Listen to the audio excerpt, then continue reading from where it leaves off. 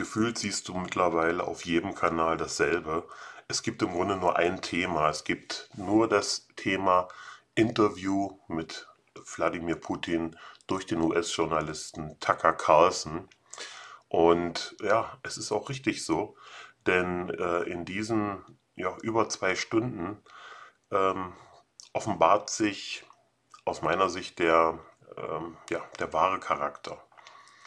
Wenn man die Mainstream-Presse verfolgt, dann wird der russische Präsident im Grunde dämonisiert, ihm werden Pläne unterstellt, ja, die im Grunde völlig sinnfrei sind, und er wird quasi zu Satan gemacht, ja, und als das ultimative Böse dargestellt. Und das nicht nur in der Presse, sondern die Politik, also insbesondere zum Beispiel der Wirtschaftsminister Robert Habeck, ja, der auch kein gutes Haar an Putin lässt, ja, und seine eigene Inkompetenz damit verdeckt, ja, dass er behauptet, der russische Präsident hätte das Gas abgestellt. Gut, das ist eine Geschichte, die kann man glauben, aber man kann natürlich auch mal sich bemühen und gucken, wie war das tatsächlich damals. Ja. Aber ich will hier gar nicht abschweifen. Tucker Carlson ist ein bekannter US-Journalist, wird hier natürlich von der Mainstream-Presse als rechter Verschwörungstheoretiker verschrien.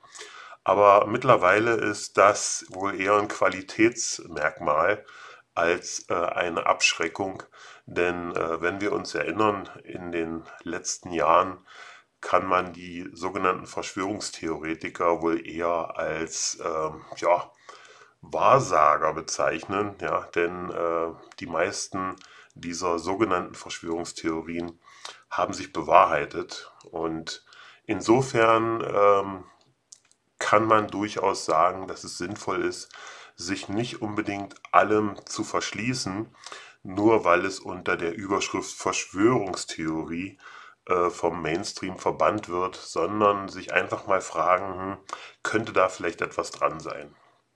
Also mein Tipp hier an dieser Stelle, schau dir jetzt mal die Reaktion von Tucker Carlson an, ja, die er nach dem Interview in die Kamera spricht, und schau dir dann das vollständige Interview an.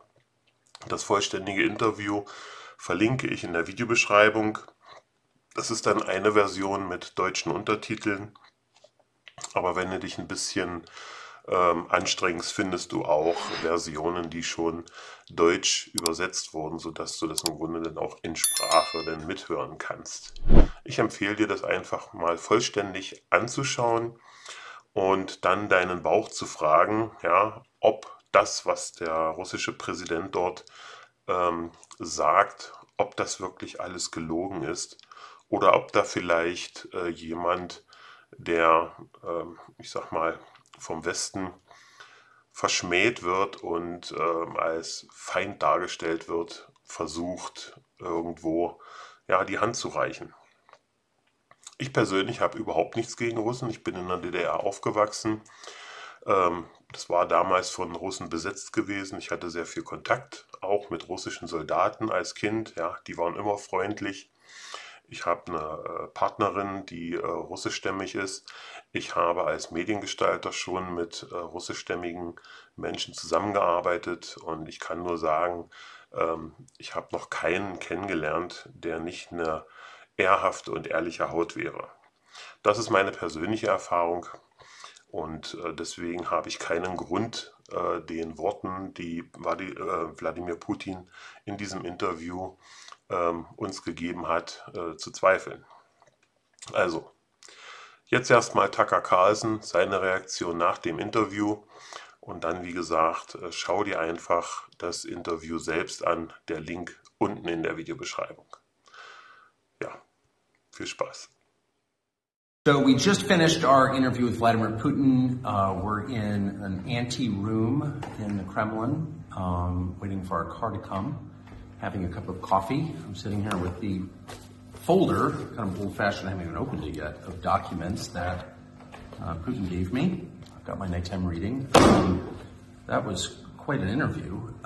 It began in a way I didn't expect at all. I'm still thinking it through. This just happened, so my thoughts are inchoate, but I asked him, of course, the obvious question, which is, why did you move against Ukraine 2 years ago, February 2022?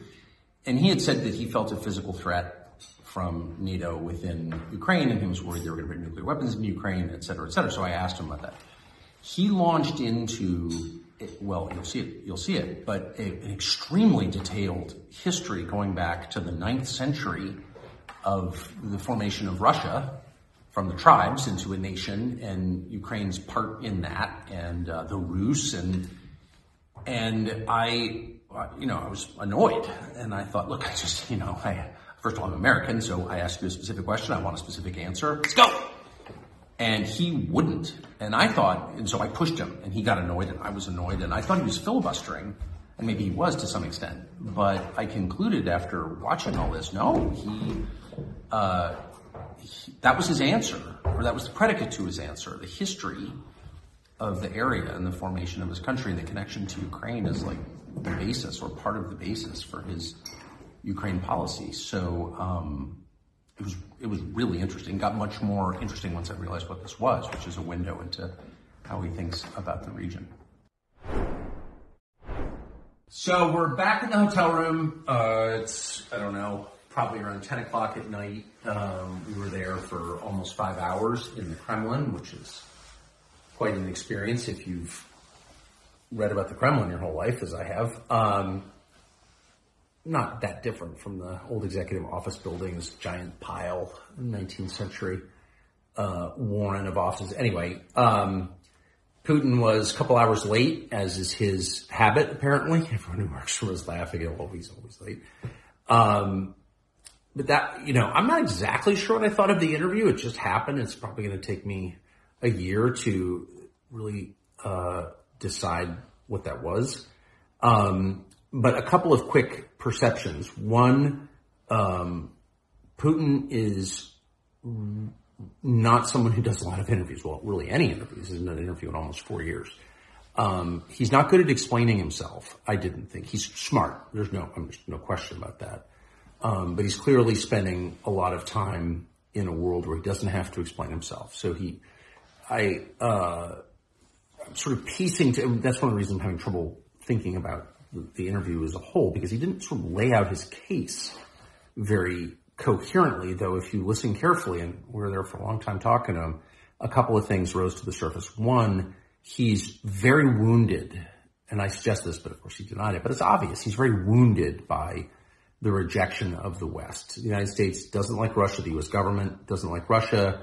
I think like a lot of Russians, he expected the end of the Cold War would be sort of Russia's invitation into Europe, or sort of into Europe, because it is a European country that's half in Asia. But there's a lot that's European about it. And if you come to Moscow, it's a very European city. You see it and you can feel it culturally.